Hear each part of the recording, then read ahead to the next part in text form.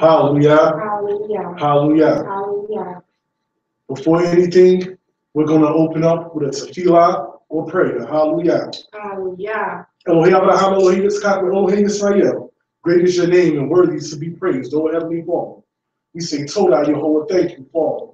Thank you, Lord God, for knowledge, wisdom, and understanding. Thank you, Father, for keeping us safe and keeping our families safe, O great King. O Heavenly Father, we humbly beseech thee and ask that the words that come out of our mouth and the efforts that we put forth, O great King, inspire brothers and sisters to get stronger in the service of you. We humbly beseech thee, O great King, and we ask that the words that we put out online and the works that are done in the streets will capture souls, O great King, to bring them closer to you. O Heavenly Father, great is your name and worthy to be praised. That's why we say, Kadosh, Kadosh, Kadosh, Yah, holy, holy, holy is the Lord our God, O great King. O Heavenly Father, we ask that you watch over Israel in the north, the east, the west, and the south, O great King. We ask, O Heavenly Father, that if one soul is touched and one person learns something, or one person is inspired, bless them, O great King, to strive to serve you to the best of their ability. For you are our God from the rising of the sun to the going down thereof.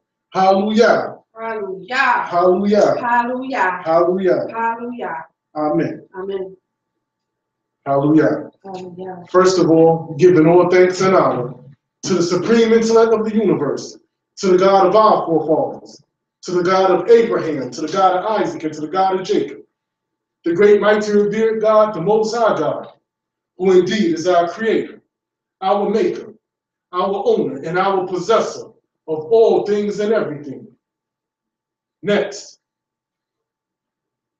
I would like to give respect, allegiance to the spiritual leader of Shema Yisrael, Chief Prince Zapor Ben Zabun, asking that the Most High continue, guide him, shield him, bless him, protect him with ample substance, spiritual substance, financial substance, emotional substance, physical substance, that the Most High God bless him abundantly, asking that the Most High God also watch over my parents, my mother and my father, who raised me to be the man that I am today, asking that the Most High God humbly watch over Shema Yisrael and strengthen them to do that which is right in the eyes of God, to watch over all congregations out there in the four corners of the earth that striving for righteousness, to keep a standard of righteousness in the earth. We ask that the Most High God bless those congregations and continue to give them strength in this never-ending fight, the resurrection of Yisrael. We ask the Most High God to watch over the house of Yisrael. We ask the Most High God to watch over Shomrei HaTorah, to watch over Ben Yadat, to watch over Hashaba, to watch over the places that the nation of Yisrael go to for refuge, to bless them in their righteousness.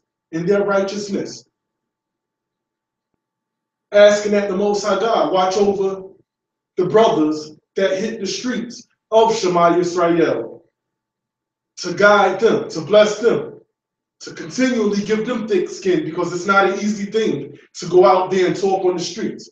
So we ask the Most High God to be with them as well, and to most importantly protect them while they're on the streets of Brownsville, Brooklyn, New York, because that's not an easy thing to do. So I ask the Most High God humbly, if he accepts it and it's his will, to bless all you brothers from Shema Yisrael that go out there on the street to edify and to awaken the valley of dry bones, to awaken our people that were likened to those dry bones, that only the Most High God know if they will live or die. But it's our job, it's our duty to go out there and cry aloud and spare not and win souls. For the book said, a wise man wins souls. And that's what we are trying to do when we are out there in the street. Next, before I go into anything like I always do, I always give today's date. And the sun is up still here, so it's Av, which is the fifth month, Av the 25th, 5777. So now, with that being said and done, in our Hebrew culture, and this being the 5th month, before you turn around, it'll be Elul and Itanim. So every time I come up, I'm going to stay reminding our people about Itanim, the 7th month, the month of judgment, that will soon be upon us if we turn around 2 times. The reason that we have to do this and start preparing in advance, because there are people out there already talking about Thanksgiving. There are people out there already that's talking about Xmas or Christmas already, that's months away. So we, as God representatives, we have to keep in the forefront of our mind the days that are approaching us also, and stay mindful of those days that are coming about, even if it's 2 or 3 months away. But to know that the time is near, because preparation is important in these things. The Torah portion for this week is Re'eh, which means see. Like I always do, I'm going to read out the Torah and stop once we hear the word. It's very short this time because the Torah portion, the first word is Re'eh. So it says Re'eh, and that's where it stops, that portion, and it's Deuteronomy chapter 11, starting at verse 26 to Deuteronomy 16, verse 17. Now, I will not be going through the whole Torah portion. I'll be skipping around some. Number one, because I taught this last year. You can still go on our webpage and pull up the full lesson of Re'eh. But also, it's a very long Torah portion as well. And there's a lot to expound on it. But the first thing I want to say before I go into that is that we, as a people, have to unite. Why? Because we can see what just happened, and I know it's a hot topic and it may be trending, but we see what just happened in Charlottesville, Virginia, when there was a KKK rally, a neo-Nazi rally. Basically, all those people that hate people that are not of the Caucasian descent. We see this. They let their hate be known. It's not hidden, it's in public view now. And what I say when I saw that is, it's time for the righteous, notice I said the righteous of Israel, to unite. Wherever you may be. If you're in Georgia, unite with brothers and sisters. If you're in Atlanta, unite. If you're in New York, unite. North Carolina, unite with those that are righteous and those that are that have standards and that are the vanguards of righteousness. Brothers as well as sisters that's willing to stand up for right, that's willing to defend the Torah, that's willing to walk under the umbrella of morality, that's willing to walk under the umbrella of having ethics. Because we have to unify or die. We know that that's catchy and it's a nice slogan, but it's a real slogan because we're seeing it every day with the signs and the times that these people are unifying. Whether they're unifying out of fear, some of us say, well, they're unifying because they're afraid that their existence will be annihilated because we're really the majority. But then you have to realize this, that a scared person or a scared group sometimes is the most dangerous, because those are the ones that are willing to take it to the extreme to protect themselves because they are afraid.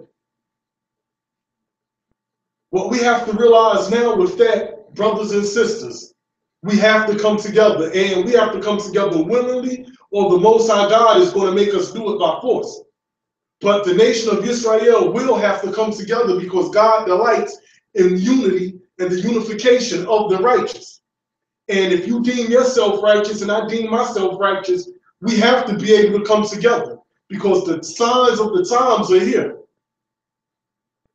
There's an African proverb that says, if there's a war amongst the grasshoppers, they can't see the true enemy who's before them. And then it says the true enemy being the crow or the raven, because the crow or the raven will swoop down and pick up grasshoppers and eat them. So if there's a war amongst grasshoppers, guess what? They can't see the enemy that's before them. That's what's happening with our people now. We cannot get so engulfed in warring with ourselves that we forget who the real enemy is. Because one thing that white supremacists can do, because they all don't get along, because there are different factions of them also, but they realize that the most important thing for them is white empowerment. And the difference between white empowerment and black empowerment, when we talk about empowering ourselves, it's never at the suppression or the oppression of another race. It's taught about self-love. It's talk about self-reliance. That's what we talk about when we talk about black love. The white love and the white power that's spoken about usually is talking about the annihilation of another race, talking about the oppression or the suppression of another people. Brothers and sisters, I say this before I get into the lesson. I gave you that proverb, that African proverb. But also consider this. Either we're going to stand together in these days and times, especially being the nation of Israel, those that deem themselves righteous under that umbrella, because we all have discrepancies that we can sit down and talk. Though I may deem myself righteous, and you may deem yourself righteous, you will say there's things about me that you don't like. I'll say there are things about you that that I may not like, that you may do. But Torah is the foundation. So brothers and sisters, if we don't stand together in these days and times, we will hang separately. Let that sink in. Either we stand together as a nation, together, or we will hang separately. And when I say that we will hang separately, I mean that figuratively speaking, and I mean that literally speaking as well. Because we know there has still been strange fruit hanging from trees. That strange fruit being black men, black women that have been found hanging still in 2017. That's why I say either we're going to stand together or hang separately. And this is what we have to consider. Also, brothers and sisters, we have to be the standard bearer of righteousness. We have to police our nation. It's a must that we police our nation. We have to protect our women at all costs. Brothers have to be willing to check brothers at all costs as well. We have to put righteousness back in the face of the earth. We have to let it be known that we're not going to tolerate the defilement of sisters, that we're not going to tolerate the disrespect of men, that we're not going to tolerate the disrespect of rank, file, instruction. These are all things that a nation is built upon. These are all things that when you look in the Torah, you will see that the nation was founded on these things. Rank, file, judgment. These are the things that help a nation grow. Correction, because if you keep letting the little things go, pretty soon there's no checking, no one, and then the floodgates are open and things are too far gone now. That's why the Most High God says, set before you judges, chiefs, officers in the midst of you to set these things right. So now, the first thing I'm going to go into is Deuteronomy chapter 11, starting at verse 26. I'm not going to do the whole Torah portion, and then also, like I said, I'm going to touch a little bit on the half Torah portion as well. Because during this day and time, there's a lot of us that see what's going on in the nation of Israel, that's not happy with what's going on in the nation of Israel. My main concern always is the elders that's in the nation of Israel that laid the groundwork before us. Men like Chief Prince of Port Benzavul, that you heard him get up a couple of weeks ago and say that he just want to see something positive happen in Israel before he died. How can you fault a man that speaks like that? How can you have any animosity or enmity about a man that has put work in and says that he just want to see something positive in the nation before he passes away? As well as other teachers out there that may say the same thing that he's saying? Who are we not to attempt to make that happen for these elders? That's where rising before the hoary head comes in at. Because eventually we will be a hoary head. That's why I said this generation right now, we're in the middle. We're not the youth, we're not the elders, we're right there in the middle. A lot of us are coming into that age now where it's the do or die age for us.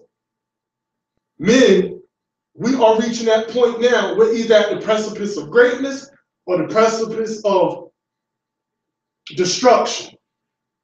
Let's fight to make this nation great again, because Trump is trying to make what they call America great again in their eyes. But when you hear the stories, and that's why elders are so important, and you hear the stories from elders of various states and so forth talk about the glory of Israel in their day, we have to strive for that, but not only for that standard, but to surpass that standard. We need men to be men. That's why it's a good thing to have men groups within the nation, like the sons of God. Men that are willing to put their lives on the line for the nation, to stand up for what's right for the nation. Because every nation has an army that goes out and protects the investment and the interests of the people. That's not a light thing either. To know that you may not be liked by people because of your stance, and the same people that you don't like, that don't like your stance, you vowed a vow before God to protect those people, and you have to put your life on the line. These are the things that spiritual soldiers do, that spiritual warriors do, that physical soldiers and warriors do. The reason that this is so important, because the first part of a nation is setting up a military.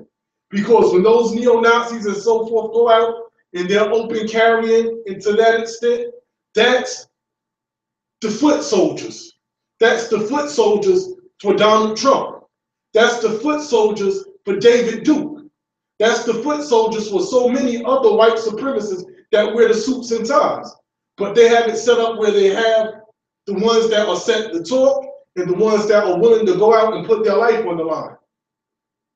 We have to have the same thing. We had the same thing with our forefathers, and we have to have the same thing now. So that's why the first talk is to breathe, or try to attempt to breathe life into our people with words, because words have power. And say, wake up, Yisrael, stand up, Yisrael, those that are striving for righteousness at all costs. That's not going to favor a person because that's their friend or that's their pal. But Torah reigns righteous, because the Torah was never meant to be used in politics. It's now that we use the Torah in politics with brothers and with sisters, but the Torah is pure. It's we men and women that have tainted the Torah. But it's also we, brothers and sisters, and I say we because I include myself in that, because I'm part of the nation. I'm not on the outside looking in either. We are also the ones to restore the Torah to its proper perspective. Let's start in Deuteronomy chapter 11, verse 26. Hallelujah. Hallelujah. Behold, I set before you this day a blessing and a curse. Now this is Moshe Rabbeinu, Moses our teacher. May peace and blessings be upon him, in saying to the nation of Israel, see, behold, I set before you this day blessings and curses. When we're reading this, the Most High God have set before us, even in these days and times, blessings and curses. Some of the blessings that we have now is a roof over our head. The greatest blessing that we have right now is the knowledge of self, the knowledge of who God is. Some of the curses are what we see in the street, where we're not safe to walk the streets in our own neighborhood, because we have policemen that do not live here that's overseeing us, that's pulling us over and taking our lives, and scared when they pull us over. That's the curses. But we can get from under the curse and keep living under the blessings if we execute Torah, if we make sure that brothers and sisters are fed, if we make sure that we can find a way that brothers and sisters, if it's in your will, to get out of shelter systems and we're able to provide living for them, provide work for our brothers and sisters. See, that's the thing with the nation of Israel and with people in general that have a conscious mind frame. Knowing is only half the battle, like the cartoon G.I. Joe says.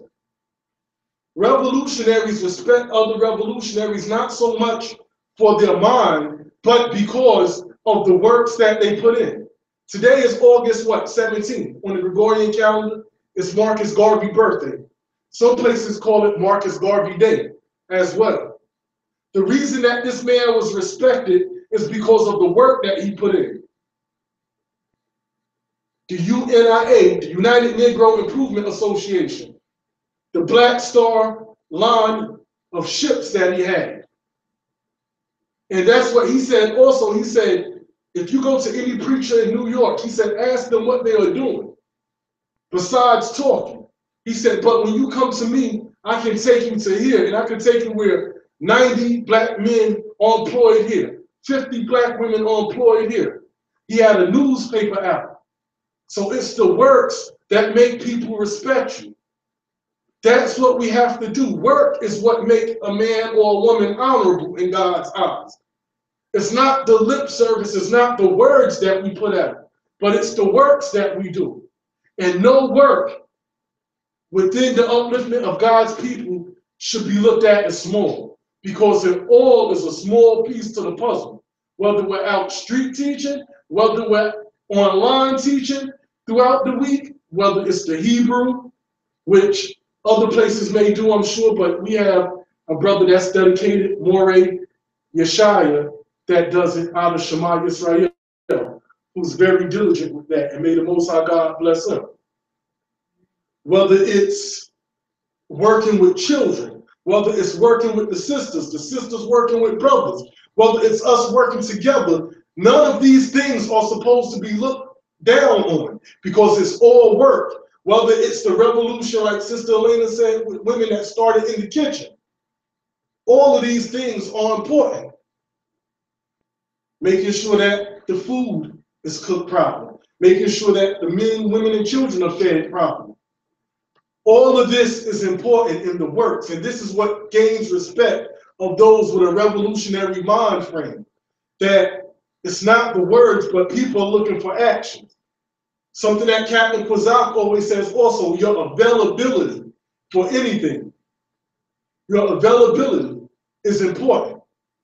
Availability goes further than money. Why would I say that? Money is important, yes, but the availability is what counts. And I understand what he's saying with availability, because kesef or money can't teach the people. Kesef or money can't clean a Knesset. It's the availability. Kesef can't get you out there on the street to teach. It's the availability. Kesef doesn't bring people into law or show righteousness. It's the availability to be there when you're called upon to stand and represent God. That's what's valuable. Money is a defense, don't get me wrong, and I'm not frowning on it, because we need it. We need it to survive. That's what we work for, to pay bills. But the availability is what matters in nation building.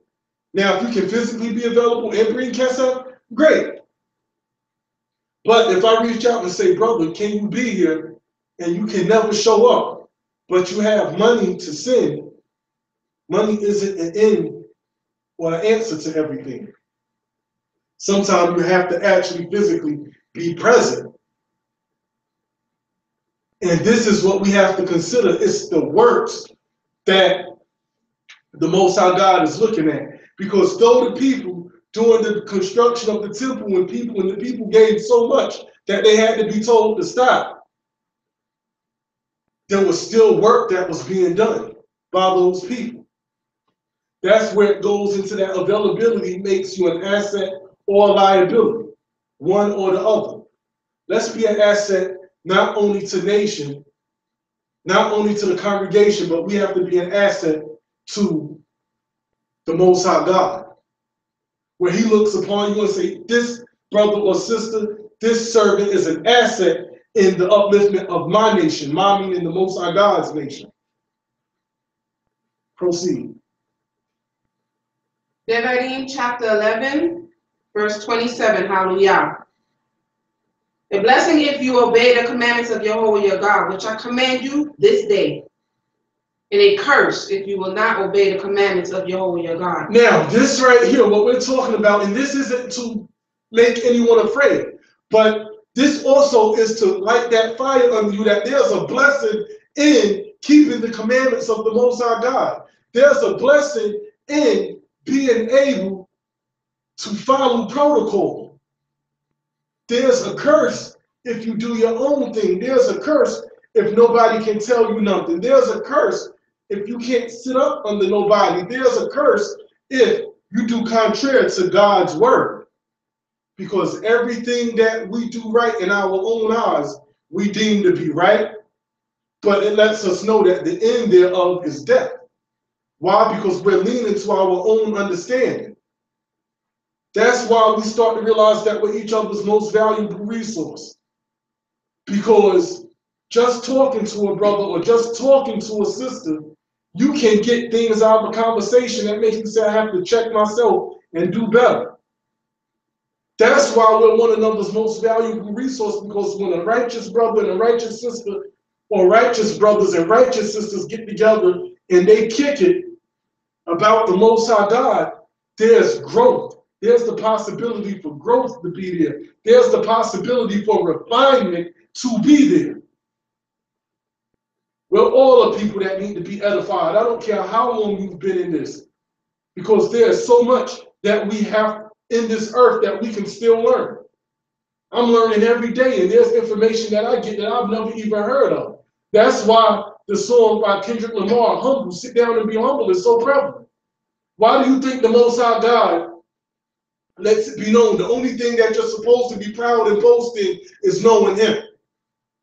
It says, don't boast in your strength. Don't boast in your riches. Don't boast in your wisdom. Why? Because there's always somebody that's more rich than you. There's always somebody that's more intelligent than you. There's always someone out there that's stronger than you. There's someone out there always better that's tougher than you.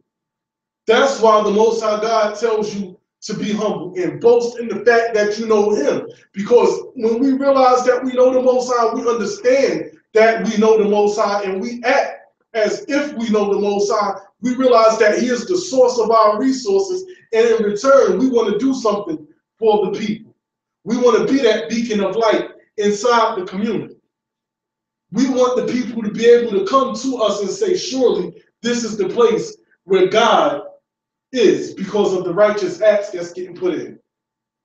We have pockets where everybody is doing something. Those pockets are fine, but eventually there's going to come a time when the righteous, or we will all get together, and those who are wicked will weed themselves out. Where the righteous will be standing. Where the righteous, where if something goes wrong, will be willing to take correction, willing to take judgment, and not get an attitude and fall off and say, well, this happened, so I'm going to go over here, or I'm going to fall back, or I'm not going to put my all into it. Because anything that's done for the Most High is for the Most High. If we negate or if we slack, we're not hurting man. We're hurting ourselves, because it is something that you were doing for the Most High. Do not slack on your service to God. We all have a burden on us, and that burden is, when we know who God is, to wake others up. That's something that you cannot get out of. Let people see godliness in you. You don't know what little girl or what little boy looks at you as a role model inside of the congregation that you're at. So exemplify righteousness. exemplify that through the work so they can say, well, this person does that. I want to be like them. This person does this. I want to be like them. Because we never know who's watching Israel. With that, let's go to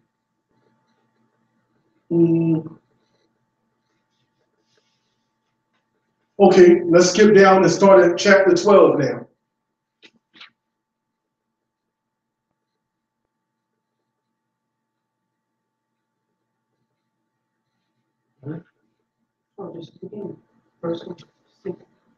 Hallelujah. Hallelujah. These are the statutes and the judgments which ye shall observe to do in the land, which Jehovah God of thy fathers giveth thee to possess it all the days that ye live upon the earth. And ye shall utterly destroy all the places wherein the nations which ye shall possess serve their gods. Now, this is for when we get into the land. It says we're going to destroy all those false places of worship when we get into the land. The reason I'm emphasizing in the land is because we love our brothers and sisters. And sometimes zeal that's not controlled will be looked at as being reckless. But it's the zeal for the Most High, but that's when you have to call that brother or that sister in and tell them to relax, because you don't want to lose a brother or a sister. And the reason I say that is because growing up, I knew some brothers that used to go through churches and break the statues and so forth like that. Young, we thought it was cool and we were doing the right thing, but realized that if you were caught, you would go to jail for that. That's why I say in the land, those idols and things are going to be knocked down. But here, how do you destroy those idols? This is very important. How do we destroy the idols in captivity? The physical level is the lowest level or the lowest dimension or realm that men and women deal in. The way that we destroy those idols now in captivity, we study. We study, we study, we study. We make sure that our sword is sharp. That's how we destroy the idols that these people worship now. We hit them with fact upon fact, history on top of history, to let them know that the gods that they are serving are no gods, to let them know the way that they are living when they think it's right. You show them, no, this is what's going on. And this is why I live this way, not because it's something that I'm doing, but because God said do so. This is how we start destroying these places of worship in captivity, by studying and showing yourself approved, by being able to be called upon when it's time to represent God's name, because you go before God. And that is an honor, because God don't need us when you look at the picture, because the Most High God is great enough that he can stand on his own name.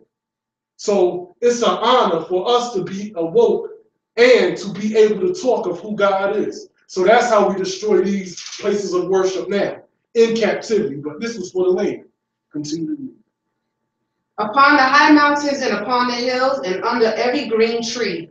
And ye shall overthrow their altars and break their pillars and burn their groves with fire. And ye shall hew down the graven images of their gods and destroy the name of them out of that place. You shall not do so unto Jehovah God, but unto the place which Jehovah your God shall choose out of all your tribes to put his name there. Even unto his habitation shall you seek, and hither thou shalt come. Now, it's very specific what it's talking about with the Most High. The place that he chooses his name to put upon is where these things are going to happen at. That's for these particular actions. And now it's going to go into elevation offerings and so forth like that. It never spoke about the holy days during this time that we have to wait until we get out of captivity to wait for the Most High God to put his name in a place, and that's where we will do these things at. Because when it was given as the commandment for us to keep these holy days, it was a perpetual covenant. And that is for the brothers and sisters that say you cannot keep holy days in captivity. Now, mind you, when that is said, and it comes from me, It's coming from a place of love. It's not coming from the seat of being scornful. It's coming from a place for us to consider, and we can talk and build as brothers and sisters. And I say that respectfully to you, because I understand that all of our understandings are different. It doesn't make you any more righteous than me or me more righteous than you. It's just our understandings are different, but it's our job to teach the people the truth. And just like you feel it's your job to teach the people the truth. Now, when we both have a controversy, guess what? We're supposed to be able to come together and talk. You cannot proclaim the name of God if you're up insulting your brother and your sister while trying to correct them, especially in the public. Because if you love your brother and you love your sister and we're talking about God, I'm not supposed to try to reign over you. Like I always said, Torah isn't a chess match. We're not here matching wits to try to embarrass a brother or embarrass a sister. We're here to learn together the service of God.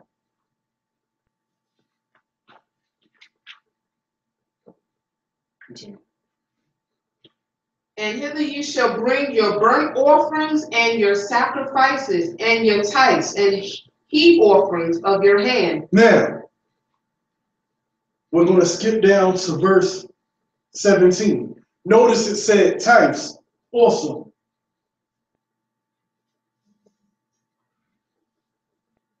A lot of brothers and sisters feel that you can give tithes in captivity, but it specifically said in the land right then that tithes are to be collected. That's why we at Shema Yisrael, we always say donations and obligations. Donations can come from anybody, members, non-members. The obligation part are for the members that are obligated to give a certain portion every week, every month, every year, however they decided to do it. But we cannot go around saying tithes, because when you look at it and you start going into the tithes, you will see what the tithe is. It wasn't money. And the tithes were for the people, to help the people.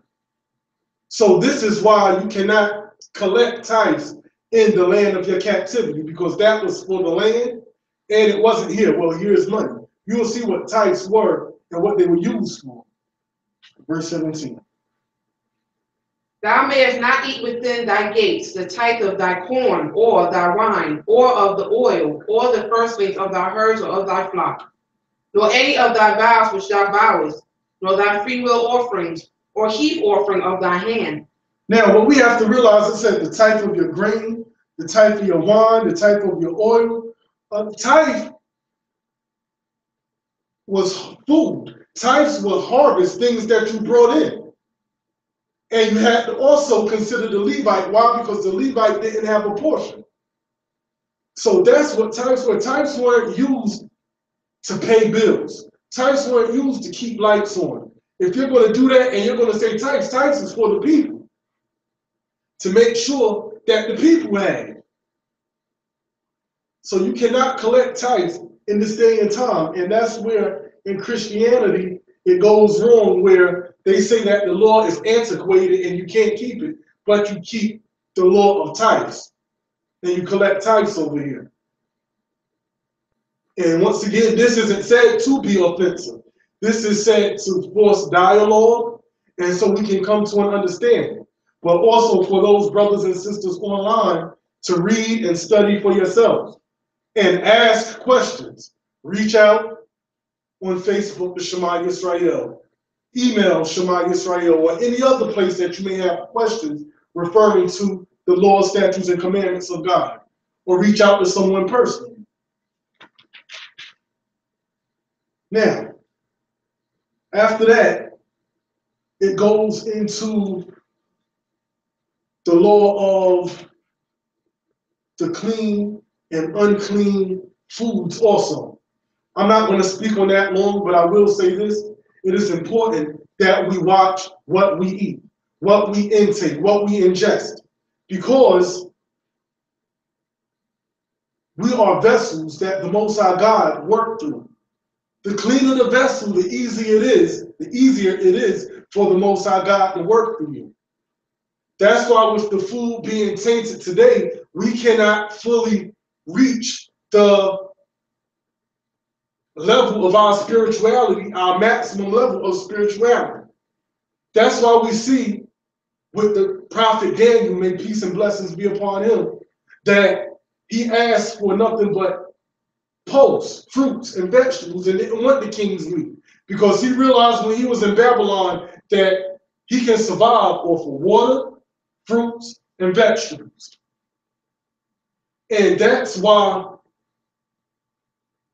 the history of Daniel in the lion's den is so remarkable. Because eating that way, you don't know the level of spirituality and how clean your vessel is. I'll tell you this, 2 years ago, I didn't eat nothing for 60 days. I juiced, nothing but fruits and vegetables. I did a detox. 60 days. It's hard, especially they don't advise you to work out while doing it. But I worked out hard every single day and drank nothing but fruits and vegetables. Didn't chew nothing for 60 days, from June 1st until August. So I didn't do nothing for all of July, all of August. I started June 1st. 60 days I went, and it was tough. But I will say this. In doing so, that was the closest I was to God during that time. It makes it seem like the world is slowing down, and you really start to realize the greatness of God, that you do not live on bread alone, but by every word that precedes you, and leaning unto God, because I never prayed so much, because I said this and I said I wanted to do it, and you constantly have to be talking to God to give you the strength to get up and go to work, to give you the strength to finish that workout. 60 days of no meats, just fruits and vegetables. And it's so hard now because even our fruits and vegetables have patent numbers on them now. That's why all we can do is pray to the Most High God. But also, when it comes to this diet, let's get off of just the physical diet. Diet is also what you ingest, as far as what you watch on TV, the music that we hear. We intake that into our bodies as well. We have to make better our spiritual diet also. The things that we read, the conversations that we have. It's important because we are a spiritual people before anything. Before any physical greatness, we were a spiritual people. When was Shimshon great? It said when the spirit of Yahweh came upon him, then he was able to do great acts. Malachi, may his memory be blessed, a great warrior. But he said, blessed be Yahweh, who teaches my fingers to fight and my hands to war. I look to the hills from which cometh my help. My help comes from who? Yahweh, who made heaven and earth. So what does that teach us? That teaches us before we can do anything physical, we have to get right and get in line spiritually first with our Creator. That's why taking time out for prayers are important, Israel, because there's power in our prayers. There's power in us crying out together. Use this as motivation and use this as tools and use the words that I bring and so many men like me and that women bring as inspiration. That's why these classes are important. The Erev Shabbat services are important. The classes on Thursdays are important. The Torah classes are important. The Hebrew classes are important because we need upliftment throughout the week. And who else better to get upliftment from than someone that looks like you, someone that understands your plight? This is what we have to consider. With that, let's go to the book of Isaiah, chapter 54. We're going to start at verse 11. Now, this is the half Torah portion. Of course, the half Torah means pardon or taking leave. The reason that there's a half Torah portion is because it was implemented during the Maccabean revolt, when we were under the persecution of Antiochus Epiphanes during that time. When we were under the persecution of Antiochus Epiphanes, the Torah at that time, historically, when you look it up, he forbid that the Torah was to be read after the Maccabean revolt. Because he understood, and what we have to understand, that the Torah has power. The Torah is what motivates men and women to stand up and gird their loins and serve God, to go out and fight for their God, for our God. It's also what edifies us. It's also what gives us dignity. It's what gives us standards. It's what gives us a history of who we are. So Antiochus Epiphanes, he forbid the reading of the Torah. So what happened? We came up with ways to try to get the message out from the Torah in other parts of the book, whether it be the prophets, whether it be the writings, whatever it may be, something that's in line with it. So now, what's in line with Re'eh or Re'eh? Isaiah starting at chapter 54, verse 11. But what does that say? That we were willing to do anything to serve God. There was no stopping us. We were under persecution at that time after the Maccabean revolt. Because after a revolt, you really have to oppress the people and try to beat every last bit of courage that they have out of them. But what does that show? That our people still found a way to serve God. Where there was no way, they made a way. And that's what we as a nation have to do. If your fire has been quelled, you have to find a way to light that fire back in the service of the Most High God. Why? Because it is we who need God. God does not need us. We have to find a way to motivate our brothers to want to get up and serve God, to motivate our sisters to want to get up and serve our great God.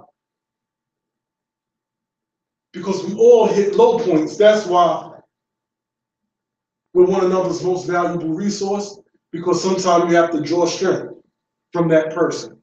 Brothers, sisters, sometimes you have to give strength to the person that you see that may not be them old selves. Give some of that strength that you have, if you have the strength. Brothers and sisters, if you feel you need it, take that strength from that brother or that sister. Because you see they're still holding the torch. Let's rub off on one another, but let the good rub off. We always talk about the Maccabees and what happened and how they stood up. But that was the physical part of it. The spiritual part of it was, guess what? The half Torah our forefathers and foremothers came up with to serve God. They found a way when there was no way. Where there is no way, we are the nation of Israel. We have to make a way. We have to make a way for our families spiritually. Because they're looking to us. If they're used to seeing Ima and Abba serve God and do works, guess what? They're going to want to serve God and do works also. When you tell them that they have to go do something in the house of God, it's not foreign to them. Why? Because that's the household that they came up in. They're used to taking orders. They're used to following instruction. They're used to being told what to do. And that's the same thing with us. We have to be able to listen. We have to be able to follow orders. Because there has always been shepherds for the nation of Israel. In order for you to become a great leader, you have to be a great follower. Joshua was good at following and paying attention while he was up under Moshe. May his memory be blessed. And guess what? He became a great leader, a great general. That's what it's about. It doesn't make you any less of a man or any less of a woman if you take orders. So let's read Isaiah 54, because there's a lot going on that the nation of Israel, our hearts are heavy. Because some of us want to see the greatness. individually in our congregations, whatever congregation you may attend, but even collectively as the nation of Israel. And in that collective of the nation of Israel, God consoles us. And that's what this half Torah portion is about, consolation, and it's about some other things also that more than likely I will touch upon. Isaiah chapter 54, verse 11. Hallelujah. O thou afflicted, tossed with tempest and not comforted, behold, I will lay thy stones with fair colors, and lay thy fountains with sapphires. And I will make thy windows of agate, and thy gates of carbuncles, and all thy borders of pleasant stones. And all thy children shall be taught of Yahweh, and great shall be the peace of thy children. Now, this is the Most High God speaking to us, I'll say in this day and time. Because during that day and time, read the beginning of that. And there's two parts. Go ahead. O thou afflicted, tossed with tempest and not comforted, behold. Now, O thou afflicted, and this isn't taking shots at anybody, but I spoke to a Christian, and a lot of people that believe in Christ would take that part and say that it's Christ when it talks about, O thou afflicted. That is the prophecy of Christ, Jesus Christ, when it's not. That's why it's important for us to read. Because I'm willing to sit down with anyone that feels that way also. But if you read this from the beginning, and sometimes you have to go further back than the top of the verse, this is clearly talking about the city of Jerusalem that the Most High God is talking about. But now when you look at that, talking about the city of Jerusalem, who are the inhabitants of the city of Jerusalem? It's God's people, saying that these things are going to happen again. Now let that motivate us in 2017, the nation of Israel here, that God is saying he's going to restore his people. That's not going by the wayside. Part of that restoring the people is what? The waking up of our people. And those who are woke, guess what? Let that light a fire under you to do works in the nation.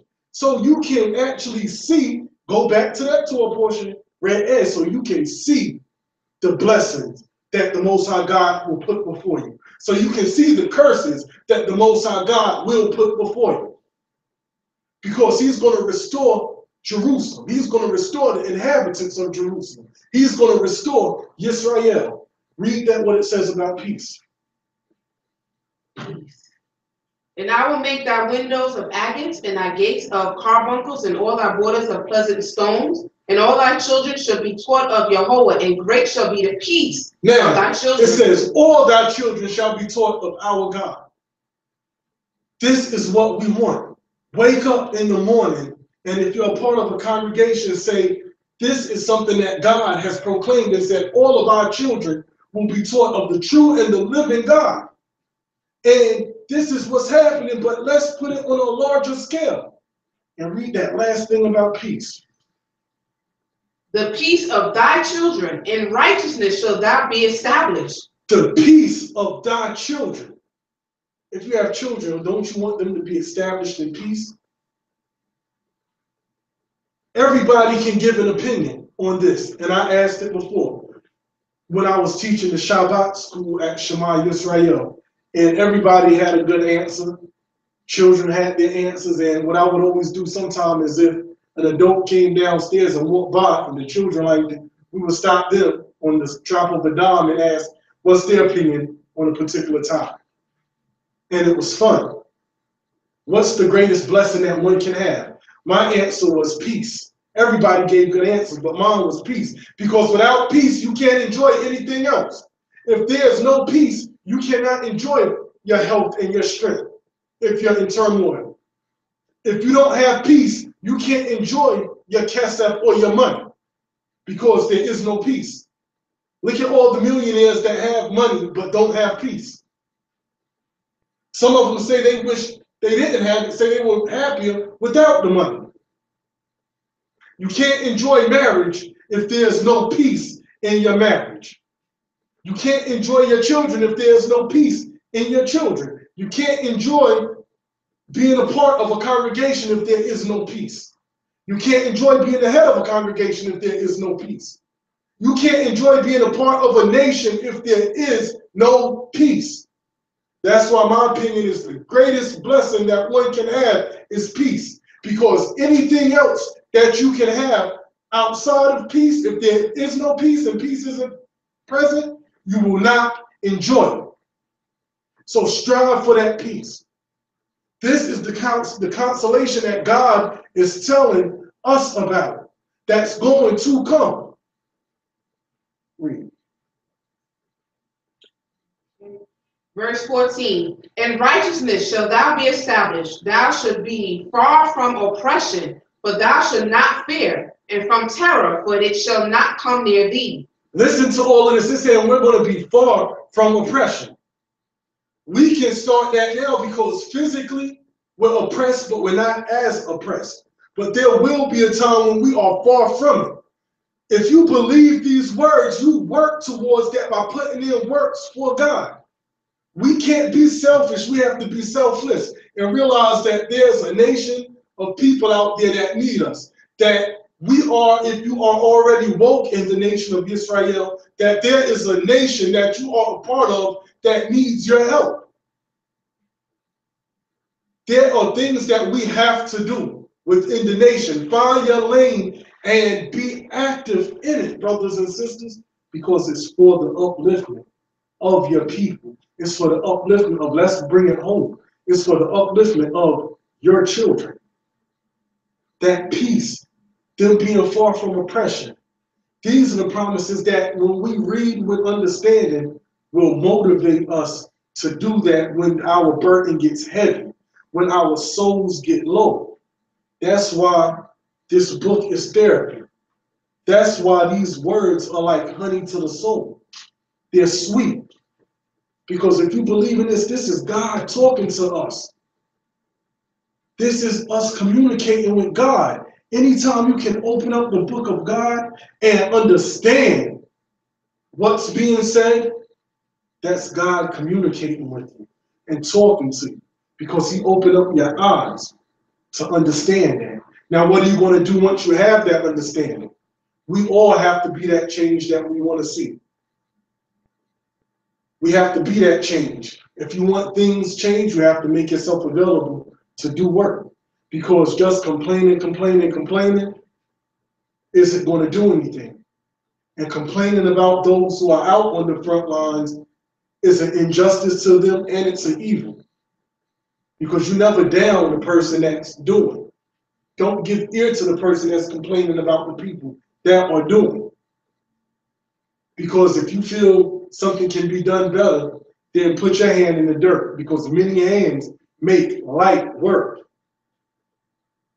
It's a nation, we have the good, the bad, and the ugly. And the Most High God knows that. But he also knows that in the end, his people will be exalted, and he's comforting us with these words. Read. Behold, I have created smith that bloweth the coals in fire, and that bringeth forth an instrument for his work. And I have created the waster to destroy. No weapon that is formed against thee shall prosper. Now, this right here is what we have to realize. And it goes back to our spirituality. No weapon against us, no weapon formed against us shall prosper. They've tried eugenics, and guess what? The nation of Israel is here. They've tried mass incarceration. Guess what? We're still here. They tried the school to prison pipeline. Guess what? We're still here. Because God gave us that. He let it be known. As long as there's a sun in the sky, there'll be a descendant from the nation of Israel. So no weapon formed against us shall prosper. Of course, a lot of us have lost our lives. And to be real with you, a lot more will lose their lives. It's going to get worse before it gets better. But in that, that's why it's time for us to start storing dried canned goods. It's time for us to start storing water and things like that. my household as well, because when you look at Joseph, Joseph prepared before the famine in Egypt. That's what we have to do, because you never, ever know. We have to start preparing for these things. Continue. And every tongue shall thou rise against thee in judgment, thou shalt condemn. This is the heritage of servants of Jehovah, and their righteousness is of me, saith Jehovah. The righteousness that we have is of the Most High God. Why is that? Because he gave us the standards that we're supposed to have, and the heritage that he gave us, to let it be known that no weapon formed against us shall prosper. That's why it's so important for us to pray, to take time out in the day to pray individually. But also it's time for us to start coming together as a family and taking time out as family to pray together, because there's strength in that. Pray together, take time out. Men, protect your families at all costs, not just physically, because we'll all beat our chest and say we're going to go all out for our family. Spiritually, take time out to pray with them as a family. Whether it's you and your children, you, your wife and children, you, your wives and children, whatever your situation may be, protect your family. Let your family see that, well, my Ish, God is the center of his life. Or my Abba, God is the center of his life. And everything revolves around God. The way he moves, the strength that he has, the courage that he has is of God. Let them draw that strength off of you, because when they see that strength, that's when they will fall in line. When they see that you are a man of God, or that when people are around men of God, that nonsense stops at the door, because you don't bring certain things around men of God because they don't tolerate it. And that's what we have to do. Let's read Isaiah chapter 55. Verse 1. Mm-hmm. Isaiah chapter 55, starting at verse 1. Hallelujah. Hallelujah. Ho, everyone that thirsteth, coming to ye to the waters, and he that has no money, come ye buy and eat. Ye come buy wine and milk without money and without price. Wherefore do you spend money for that which is not bread, and your labor for that which satisfieth not? Hearken diligently unto me, and eat ye that which is good, and let your soul delight itself in fatness. Incline your ear and come unto me. Hear, and your soul shall live. And I will make an everlasting covenant with you, every sure mercies of David. Now, this is the Most High God talking, and he's letting it be known that it's not physical food that the Most High God is talking about for us to be filled with. It's talking about that spiritual soul food that you will get filled with the word of the Most High God. But what do we have to do to get that? We have to take time out. We have to make time and make ourselves available in the service of the Most High God. We all have to ask ourselves, are we doing what we can for the Most High, for the upliftment of the nation? And also, I wanted her to read that because when it speaks of David right there are two schools of thought. The first school of thought that, read that about David. I will make an everlasting covenant with you, even a sure mercies of David. Two schools of thought. School number one is that when it talks about David right then, that some people feel that literally it will be David resurrected, that this will happen with. Another school of thought that some may adhere to is that it's prophetic and it's talking about Jesus Christ. We know that with David, it's talking about someone that will come out of the line of David at that time.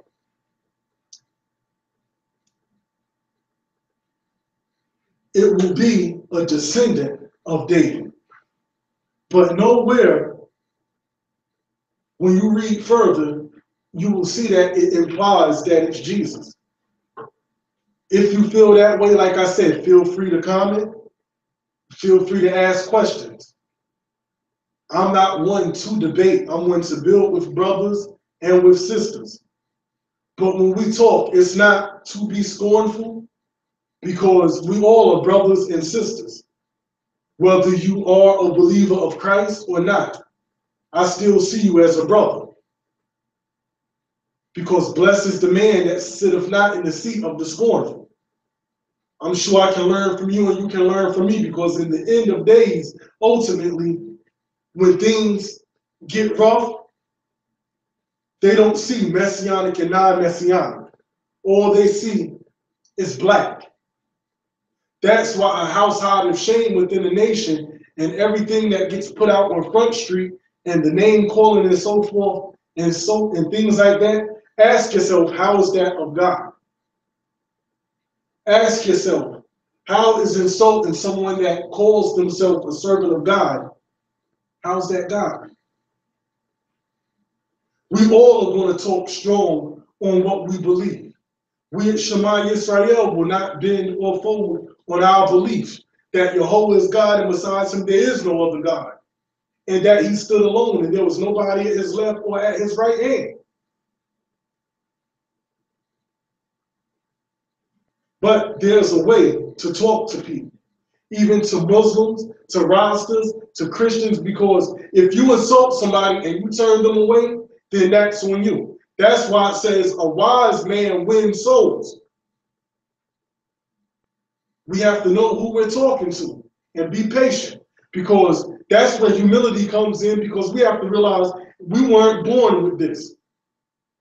Some of us didn't believe when we first heard it. So what if that brother or that sister mocked you or called you all kind of idiots and buffoons? You think you would have came back to find out who the true and living God was? Absolutely not. That's why we have to be the message that we bring in the song that we sing, brothers and sisters. I pray that you got something out of this. I pray for all of Israel. Ask the Most High God to watch over the chief prince of poor Bays of Boom again. Ask the Most High God to watch over Cohen Pinkas. Ask the Most High God to watch over Nasi Kamu. Ask the Most High God to watch over the brothers that are in the streets. To watch over Shema Yisrael in its entirety. Shomrei HaTorah. To watch over the house of Israel, places in Detroit, places in Florida, no matter where you may be. Draw strength from this, brothers and sisters, and realize that we're one another's most important resource. When it all boils down to it, all we have is one another. And I understand that everything isn't peaches and cream right now, but eventually there will come to a time that we will be able to talk as brothers and sisters and squash our differences and move on in that which is right. And that which is right is what? Brotherhood. And also, I don't live in a fairy tale land. I know that everybody will not get along, or there will be more people that you click with than others. That's fine also. But just because you're not bosom buddies with somebody, still realize that that's your brother, because you will all have a favorite, because look how close David and Jonathan were. There's nothing wrong with building bonds, but make sure still that you are a serviceman to your people. So brothers and sisters, praying that you got something out of this. Next, coming forth from Shema Yisrael will be the Erev service, which is a service that is dedicated to the upliftment of our sisters, because our sisters study also and have an opportunity to bring forth words as well. So praying that you got something out of this, brothers and sisters. We also will be back at 297 Saratoga Avenue, and then of course online for this Sabbath or this Shabbat, which will be an SOG Sabbath, I believe, and then the following week there will be a Bring Your Friend to Shabbat at Shema Yisrael. So praying that those endeavors are successful as well, and saying that we have to attempt to make those events prosperous in the name of God, and all other events like that, because you never want an event that is done in God's name to fall and hit the ground or not be represented properly. So I would also like to take this time out to thank the Most High God for my family, for my Nashum, my wives, Princess Nishlackyah and Princess Nakami, my daughters, Nishlackyah, who is holding it down to the best of her ability. And she's strong and proud of who she is. And I thank God for that.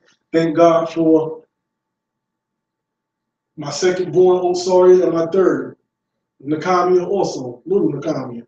So I thank God for them. I thank God for the example that their older sister Nishlackyah is to them, and helping them and tolerating them and being that good big sister, that sister that keeps her culture, that's keeping her skirts on, that's keeping her integrity.